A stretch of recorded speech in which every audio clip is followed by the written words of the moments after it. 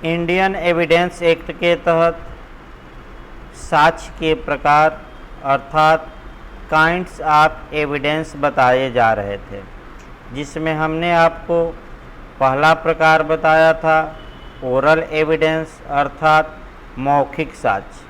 पहला जो बताया गया था आपको ओरल एविडेंस या मौखिक साक्ष्य, ये पिछले लेक्चर में आपको डिटेल में बताया जा चुका है। केस भी याद रखिएगा, इस पर केस बताया गया था क्वीन इम्प्रेस बनाम अब्दुल्ला का। आइए दूसरा प्रकार देखा जाए। देखिए, मौखिक साक्ष्य को दो प्रकारों में बांटा जाता है। मौखिक जो साक्ष्य होते हैं ये दो प्रकार के होते हैं। पहला होता है प्रत्यक्ष साक्ष्य या डायरेक्ट एविडेंस और दूसरा होता है अप्रत्यक्ष साक्ष्य। अप्रत्यक्ष साक्ष्य या इसी को हियरसे एविडेंस या इनडायरेक्ट एविडेंस या श्रुत साक्ष्य कहा जाता है। तो आइए, इसी को विद्वानों ने साक्ष्य का ये दूसरा प्रकार मान लिया है और इस प्रकार को तीसरा प्रकार माना है। लेकिन डायरेक्ट एविडेंस और जो इनडायरेक्ट एविडेंस हैं ये दोनों ओरल एविडेंस ही हैं, मौखिक साक्ष्य ही हैं। आइए, मौखिक साक्ष्य कब प्रत्यक्ष होता है, आपका कब अप्रत्यक्ष होता है, नियम क्या हैं, इन नियमों को एक एक करके अच्छे से आपको समझना है। आइए देखा जाए आपका दूसरा प्रकार। हम अब चलते हैं। दूसरा जो प्रकार है साक्ष्य का, वह प्रत्यक्ष साक्ष्य। प्रत्यक्ष साक्ष्य, इसका नाम भी याद रखिएगा, इंग्लिश में डायरेक्ट एविडेंस कहते हैं। इसको प्रत्यक्ष साक्ष्य को आपका पॉजिटिव एविडेंस, पॉजिटिव यानी कि सकारात्मक, सकारात्मक भी कहा जा सकता है। इसी को पॉजिटिव यानी कि निश्चायक भी कहा जाता है, निश्चायक साक्ष्य भी कहा जाता है। निश्चायक साक्ष्य कहिए या आपका कह सकते हैं पॉजिटिव साक्ष्य कहिए या निश्चायक साक्ष्य या प्रत्यक्ष साक्ष्य। जब भी प्रत्यक्ष साक्ष्य पढ़िए, आपका धारा 3 को पढ़िएगा, फिर धारा 60 को पढ़िएगा और फिर आपका अपवाद पढ़ना पड़ेगा, फिर आपका एक्सेप्शन पढ़ना पड़ेगा, अपवाद। देखिए, भारतीय साक्ष्य अधिनियम की धारा 3 में साक्ष्य दो प्रकार का बताया गया है, या तो वह ओरल होगा या डॉक्यूमेंट्री। मौखिक साक्ष्य का मतलब ये हुआ कि न्यायालय जिस किसी साक्षी को मौखिक रूप से इजाज़त देता है कहने का कुछ, या अपेक्षा करता है कि यह साक्षी मौखिक रूप से कुछ कहेगा, उसी को आपका मौखिक साक्ष्य कहा जाता है। मौखिक साक्ष्य प्रत्यक्ष होना चाहिए, इस बात का उल्लेख धारा 60 में किया गया है। अब समस्या ये आई कि कब मौखिक साक्ष्य प्रत्यक्ष होना चाहिए, डायरेक्ट होना चाहिए, इसका मतलब क्या है। किसी मामले से संबंधित यानी कि किसी मैटर से संबंधित घटना को अपनी आँखों से, यानी कि जो व्यक्ति स्वयं अपनी इंद्रियों द्वारा बोधगम्य किया हो, यानी कि स्वयं अपनी इंद्रियों द्वारा बोधगम्य किया हो, बोधगम्य का मतलब जाना हो। तो मानव के शरीर में 5 इंद्रियां हैं, अर्थात ये एक व्यक्ति है, किसी घटना को स्वयं अपनी आँखों से देखा है, अपनी आँखों से देखा है और वह आकर घटना का वर्णन करता है, तो इसे हम कहेंगे कि यह डायरेक्ट एविडेंस दे रहा है, यानी कि यह जो साक्ष्य हैं वह प्रत्यक्ष साक्ष्य हैं। इसको आई विटनेस भी कहा जाता है, यानी कि आँखों देखा गवाह, यानी कि ऐसा विटनेस, ऐसा साक्षी जो स्वयं अपनी आँखों से घटना को देखा हो। यदि वह सुनने वाली चीज़ है, यानी कि सुनने वाली चीज़ है, तो जो व्यक्ति उस घटना को, उस आवाज़ को स्वयं अपने कान से सुना है, अगर वही व्यक्ति आकर न्यायालय में साक्ष्य दे तो इसे भी डायरेक्ट एविडेंस कहा जाएगा। इसके बाद आपका यदि कोई सूंघने वाली चीज़ हो, गंध वाली चीज़ हो, तो जो व्यक्ति स्वयं अपनी नाक से उसे सूंघा है वह व्यक्ति आकर गवाही दे, बयान दे, मौखिक बयान दे, तो उसके द्वारा कह सकते हैं, उसके द्वारा दिया गया मौखिक कथन प्रत्यक्ष साक्ष्य माना जाएगा। इसके बाद त्वचा, यदि कोई चीज़ ऐसी है जो त्वचा द्वारा स्पर्श की जा सकती है, ऐसी दशा में कह सकते हैं जो व्यक्ति स्वयं अपनी त्वचा से उस वस्तु का स्पर्श किया है वह व्यक्ति आए और मौखिक रूप से न्यायालय को बताए, इसे डायरेक्ट एविडेंस कहा जाता है। और अंतिम है जिह्वा। जिह्वा यानी कि जो जीभ है या जिह्वा है, अगर कोई वस्तु स्वाद वाली है तो उसका स्वाद कैसा लग रहा है, ये जो व्यक्ति अपनी जिह्वा पर उस चीज़ को रखकर और स्वयं उसका स्वाद लिया है वह व्यक्ति आकर बताए कि इसका स्वाद कैसा है। जैसे कि वर्तमान समय में आपका सुशांत केस चल रहा है और रिया चक्रवर्ती ने कहा कि 4 बूंद जिंदगी के पोलियो में 2 बूंद कहा जाता है, लेकिन रिया ने अपने व्हाट्सएप मैसेज से 4 बूंद का उल्लेख किया है। अब 4 बूंद जो लिया है आपका अफीम या ड्रग्स, वह आकर उसका स्वाद बताए तो हम कहेंगे कि यह जो बताता है मौखिक रूप से कि जब मैं ड्रग्स लिया था तो इसका स्वाद इस तरह का लग रहा था, और वहीं व्यक्ति आए साक्ष्य दे जो चखा है उसको, तो ऐसी दशा में वह उसके द्वारा दिया गया मौखिक बयान या ओरल स्टेटमेंट जो है या मौखिक कथन कहिए, वह प्रत्यक्ष साक्ष्य कहा जाएगा। जहाँ तक प्रत्यक्ष साक्ष्य की बात है, आपका कह सकते हैं कि जहाँ तक प्रत्यक्ष साक्ष्य की बात है, आपका धारा 60 देखना है। भारतीय साक्ष्य अधिनियम की धारा 60 ये बताती है कि जो ओरल एविडेंस होगा, जो मौखिक साक्ष्य होगा, वह प्रत्येक दशा में डायरेक्ट या प्रत्यक्ष होना चाहिए। अभी प्रत्यक्ष कब कहा जाएगा, इस बात का हमने डिटेल में उल्लेख किया, लेकिन ये विधि का पूर्ण नियम नहीं है। इसके कुछ अपवाद हैं। अपवाद का मतलब ये हुआ कि जहाँ मौखिक साक्ष्य अप्रत्यक्ष हो सकता है, यानी कि मौखिक साक्ष्य का नियम यही है कि मौखिक साक्ष्य डायरेक्ट होना चाहिए। हाँ, ये भी है कि इसके कुछ एक्सेप्शन हैं। एक्सेप्शन का मतलब इस नियम का विरोधी नियम, विपरीत नियम, जहाँ कि आपका कह सकते हैं कि आपका इसके अपवाद या विरोधी नियमों का उल्लेख किया जाता है। देखिए क्या क्या अपवाद हैं, यहाँ से भी आपका क्वेश्चन अच्छा बनता है कि मौखिक प्रत्यक्ष साक्ष्य के नियम के अपवाद क्या हैं।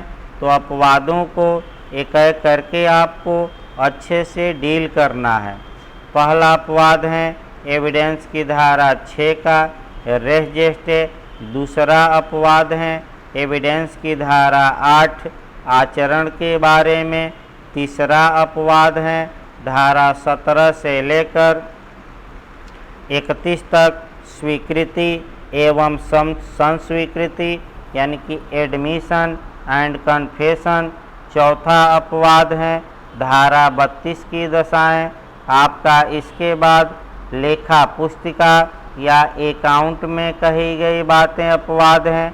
फिर कुछ अपवाद धारा 60 में दिए गए हैं, 60 के अपवाद हैं। इसका मतलब ये अपवाद पूछे जाते हैं। अगर हम सीआरपीसी में अपवाद देखते हैं तो सीआरपीसी की धारा 110 यानी कि 10 नंबरी यानी कि 110 हैबिचुअल ऑफेंडर आभ्यासिक अपराधी आदतन अपराधी अपवाद हैं। आदतन अपराधी का मतलब ये हुआ कि बार बार वह अपराध करता है और उस अपराध को करने के लिए जनता में वह प्रसिद्ध हो गया है। इसी को सामान्य भाषा में 10 नंबरी कहा जाता है कि यह 10 नंबरी है। जैसे बाप नंबरी तो बेटा 10 नंबरी कहा जाता है। एक उदाहरण आपको बताते हैं हम। बाबा पर जैसे आसाराम को 10 नंबरी कहा जाता था, तो उनका जो कुपुत्र था नारायण साईं वह उससे एक कदम आगे निकल गया, यानी कि बाप नंबरी था तो बेटा 10 नंबरी हो गया। यानी कि बाप ने एक सांप मारा तो बेटे ने 10 सांप मार दिया, अर्थात बाप ने एक दुराचार का आरोप बाप पर था तो बेटे पर 10 दुराचार का आरोप लग गया। इसी को कहा जाता है बाप नंबरी तो बेटा 10 नंबरी। आइए देखा जाए, आगे बढ़ा जाए। तीसरा प्रकार साक्ष्य का देखा जाए। जहाँ तक साक्ष्य के तीसरे प्रकार की बात है, तीसरा साक्ष्य का जो प्रकार है वह इनडायरेक्ट साक्ष्य हैं या अप्रत्यक्ष साक्ष्य हैं। अप्रत्यक्ष साक्ष्य हैं, इनडायरेक्ट एविडेंस हैं। अप्रत्यक्ष साक्ष्य को दूसरी भाषा में हियर से एविडेंस यानी कि अनुश्रुत साक्ष्य, अनुश्रुत साक्ष्य हियर से एविडेंस या श्रुत साक्ष्य। याद रखिएगा अनुश्रुत या श्रुत। श्रुत माने सुना हुआ, अनुश्रुत या श्रुत या इनडायरेक्ट एविडेंस या निकृष्ट साक्ष्य। निकृष्ट कहा जाता है, निकृष्ट साक्ष्य या निकृष्ट साक्ष्य भी इसे कहा जाता है। देखिए आपका अप्रत्यक्ष साक्ष्य होता क्या है, इसके लिए जब भी आप पढ़िएगा कह सकते हैं कि कौन कौन सी धाराएं इसमें ऐड करनी है। साक्ष्य अधिनियम की धारा 3 देखना है, फिर 60 देखना है, फिर अनुश्रुत साक्ष्य का नियम देखना है, रूल क्या है। इसके बाद अनुश्रुत साक्ष्य का एक्सेप्शन अर्थात अपवाद देखना है और लास्ट में हम एक उदाहरण बताएंगे। आपका लास्ट में एक उदाहरण बताया जाएगा, आपका एक एक करके देखा जाए। पहले तो आपका धारा 3 देखा जाए। धारा 3 कहती है कि जो या तो साक्ष्य ओरल होगा या डॉक्यूमेंट्री। तो ओरल जो होता है उसको हमने बांटा प्रत्यक्ष और अप्रत्यक्ष में।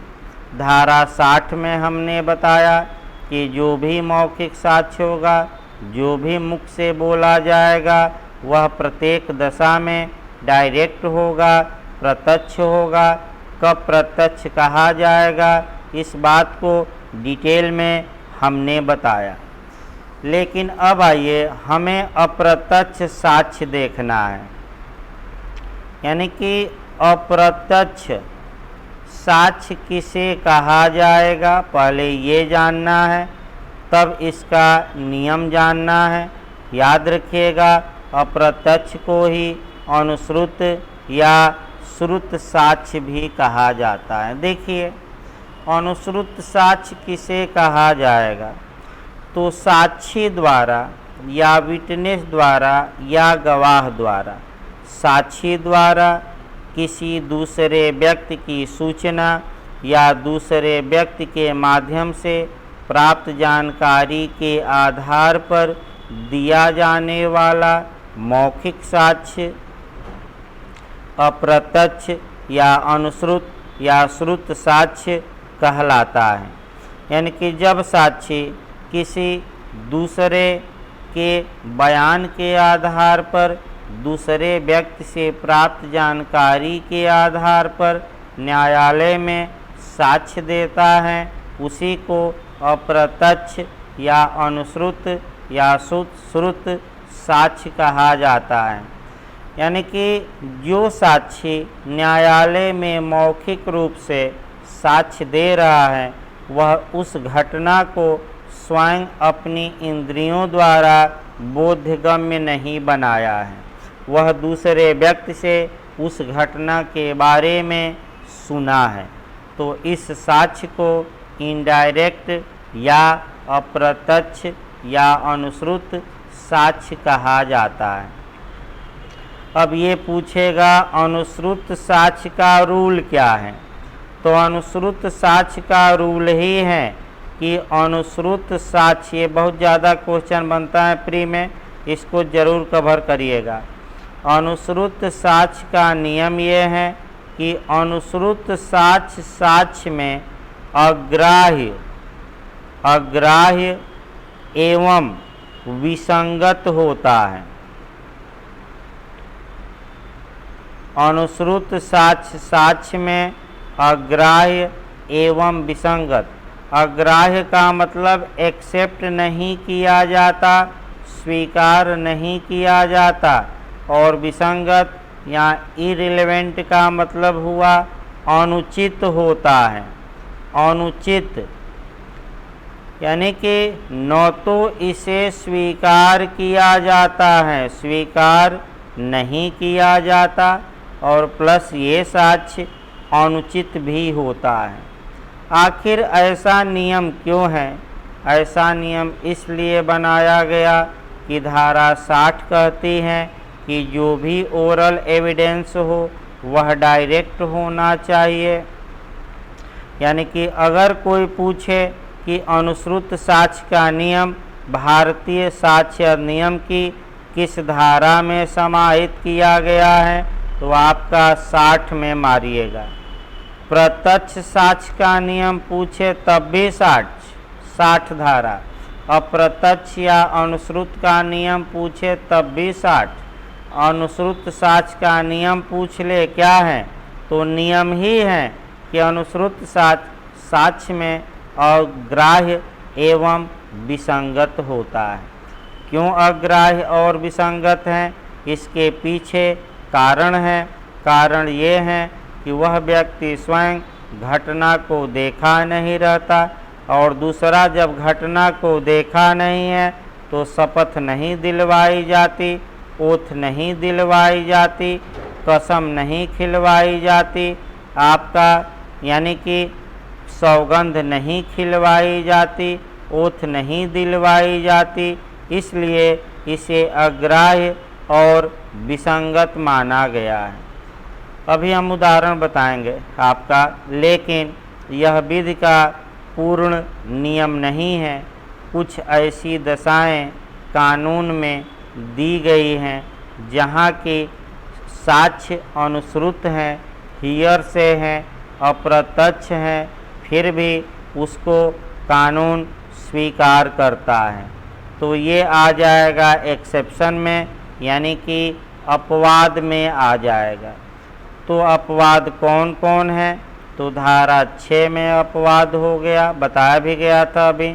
इसके बाद धारा 8 में, धारा 17 से लेकर 31 तक में दिया गया है, धारा 32 में दिया गया है, धारा 33 में दिया गया है, एविडेंस की धारा 34 में अपवाद है, फिर धारा 35 में दिया गया है, फिर सीआरपीसी की धारा में भी दिया गया है।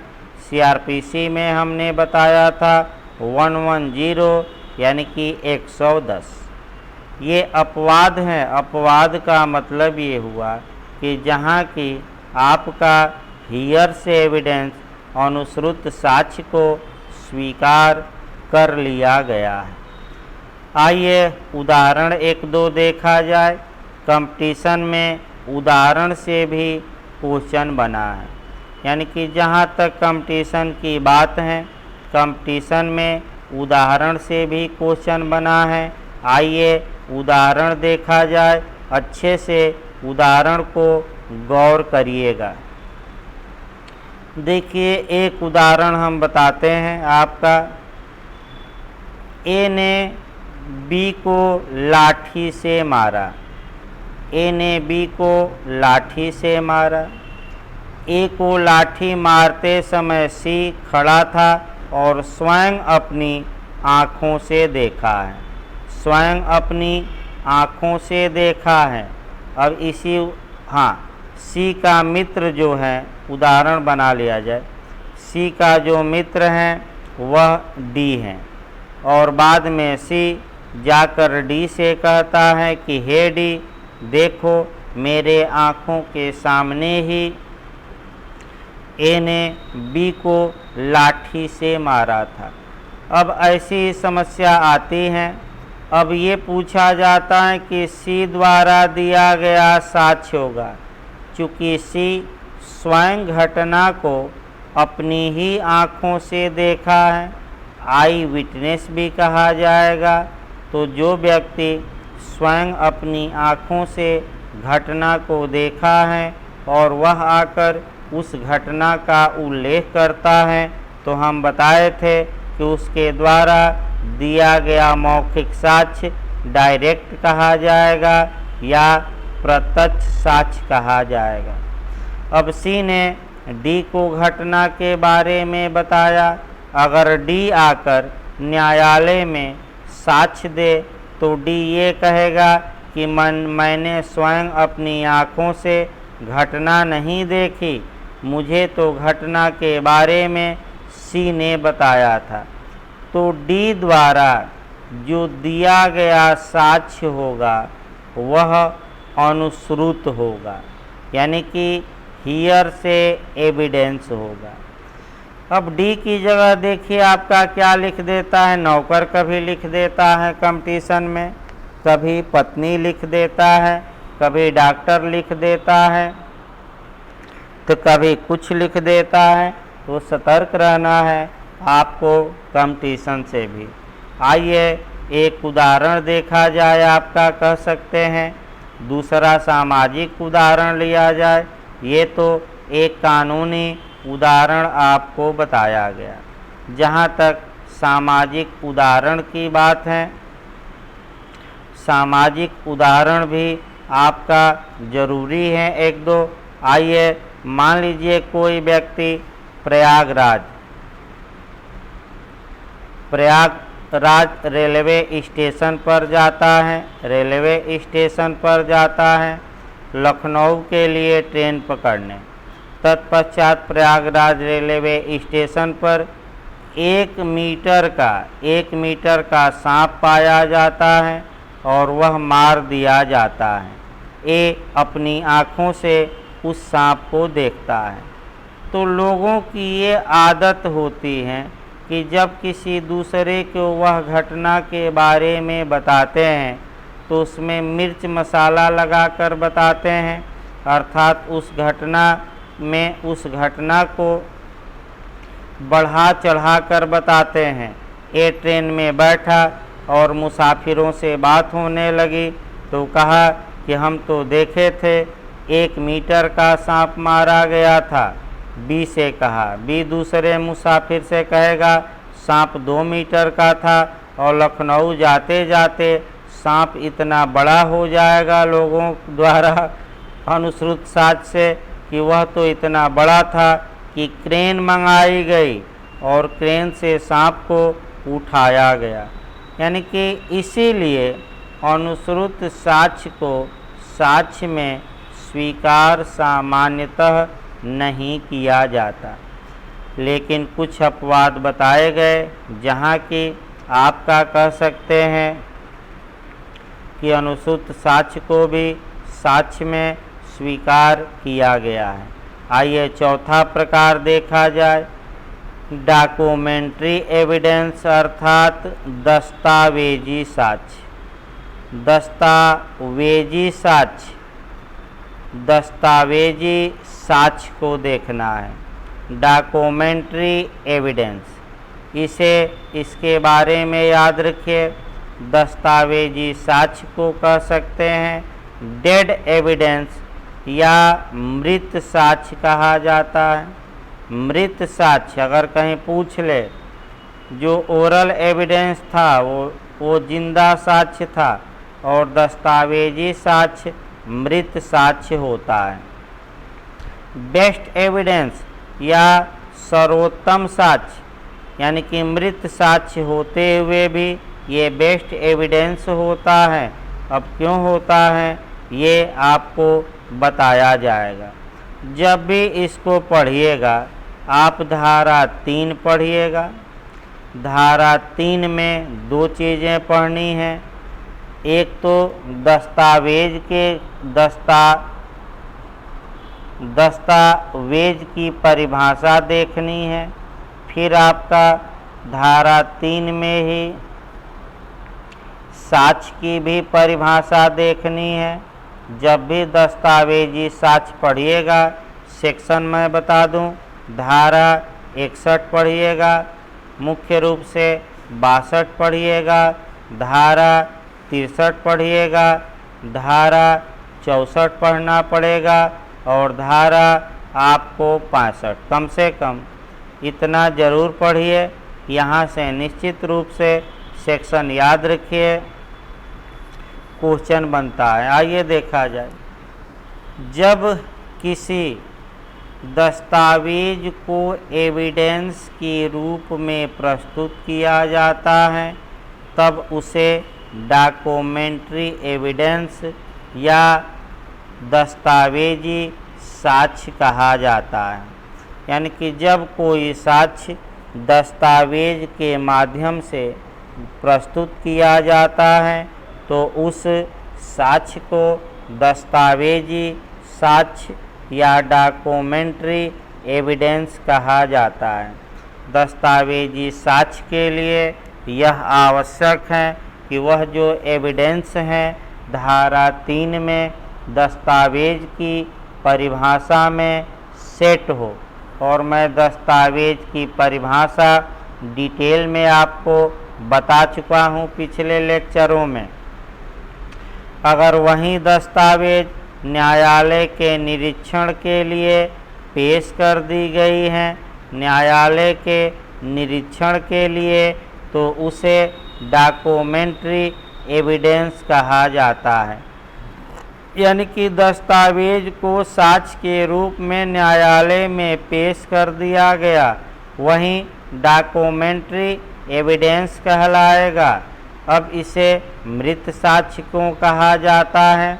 क्योंकि इसमें जान नहीं होती, अतः इसे डेड एविडेंस कहा जाता है।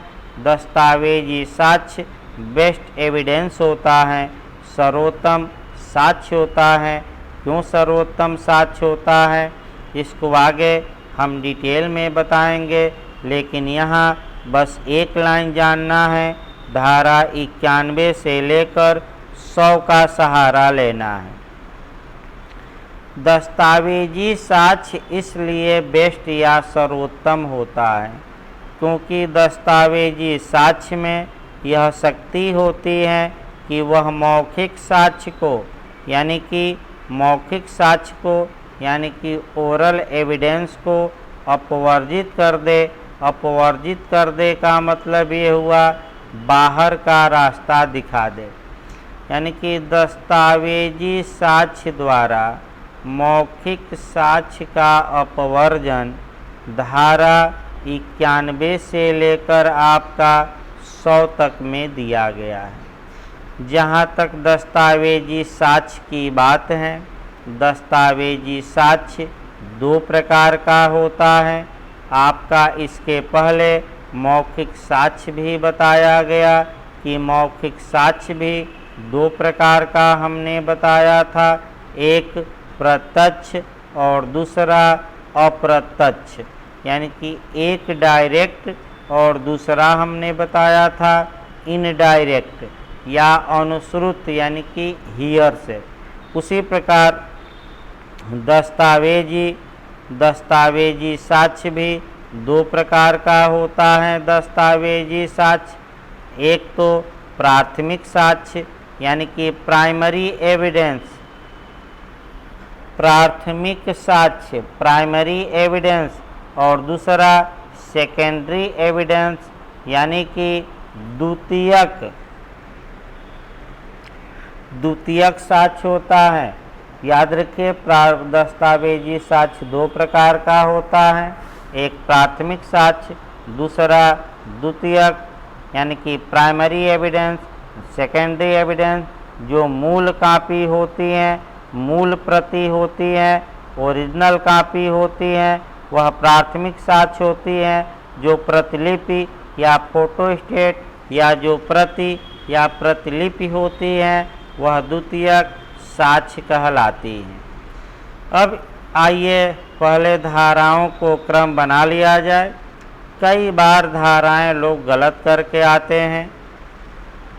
अच्छे से धारा तैयार रखिएगा, कम से कम 5 धारा एक साथ तैयार रखिएगा। देखिए, धारा 61 तैयार रखना है, धारा 62 तैयार रखना है, धारा 63 भी तैयार रखना है, 64 को तैयार रखना है और 65 को। लगातार क्वेश्चन धारा मिलाने के लिए आ रहा है।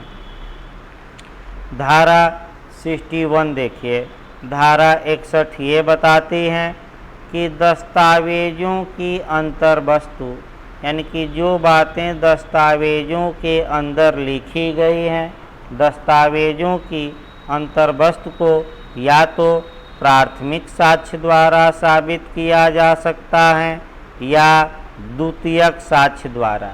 ये 61 बताती है। ये क्वेश्चन पिछली बार यूपीएपीओ में बना कि प्राथमिक साक्ष्य की परिभाषा कहाँ दी गई है, तो प्राथमिक साक्ष्य की परिभाषा धारा 62 में दी गई है। प्राथमिक साक्ष्य सबसे पहले पेश किया जाना चाहिए, यानी कि मूल प्रति ओरिजिनल कॉपी सबसे पहले पेश किया जाना चाहिए न्यायालय में। ये कहाँ बताया गया है, तो प्राथमिक साक्ष्य को न्यायालय में पेश कर दिया जाए। ये किस धारा में है, 64 में ये पहले पेश किया जाना चाहिए। अतः क्वेश्चन ये बनता है कि अगर प्राथमिक और द्वितीयक साक्ष्य में बेस्ट एविडेंस कौन है, ये बने तो प्राथमिक मारिएगा। क्वेश्चन पूछे कि प्राथमिक साक्ष्य या प्राइमरी एविडेंस बेस्ट एविडेंस होता है, ये किस धारा में प्रावधानित है, ये सिद्धांत निकलता है धारा 64 से। जब प्राथमिक साक्ष्य, अब आइए सेकेंडरी एविडेंस या द्वितीयक साक्ष्य की परिभाषा धारा 63 में दी गई है। 5 प्रकार के साक्ष्य को याद रखिएगा, 5 प्रकार के साक्ष्य को द्वितीयक साक्ष्य माना गया है। अब सेकेंडरी एविडेंस 5 प्रकार के एविडेंस को माना गया है। सेकेंडरी एविडेंस द्वितीयक साक्ष्य अधिकार के रूप में नहीं दे सकते।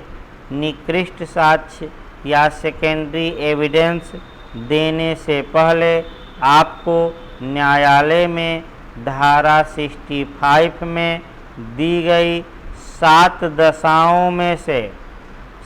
दशाओं में से किसी एक दशा को न्यायालय में प्रूफ करना पड़ेगा, साबित करना पड़ेगा। यानी कि द्वितीयक साक्ष्य की परिभाषा धारा 63 में दी गई है। द्वितीयक साक्ष्य न्यायालय में पेश करिए, ये बात धारा 65 में बताई गई है। ये धाराएं याद रखिए। अब आइए आपका कह सकते हैं कि जो दस्तावेजी साक्ष्य होता है, चूँकि 2 प्रकार का होता है, तो अब वहीं दोनों प्रकारों को विद्वानों ने अलग अलग कर दिया है। अब आइए आपका 4 प्रकार हो गए साक्ष्य के, 5वां प्रकार देखा जाए। 5वां आपका कह सकते हैं आ गया। जो 5वां प्रकार है प्राथमिक साक्ष्य।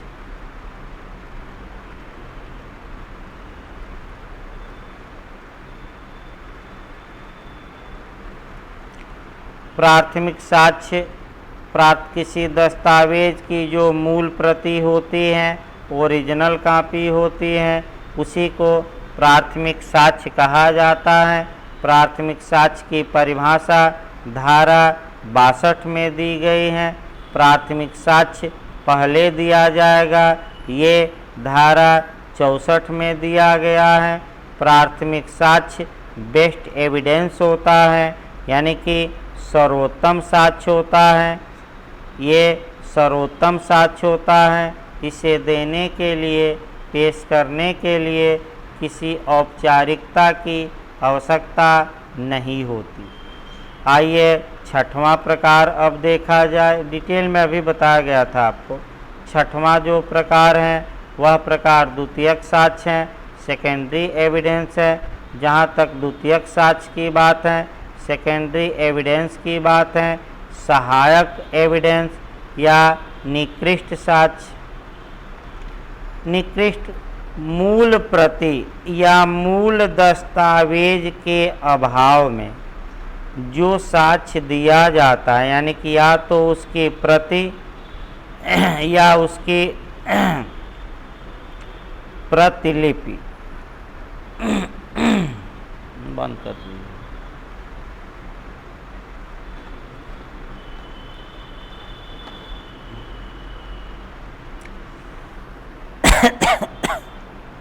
मन करे गला अब थोड़ा ये हो रहा है। कितना हुआ?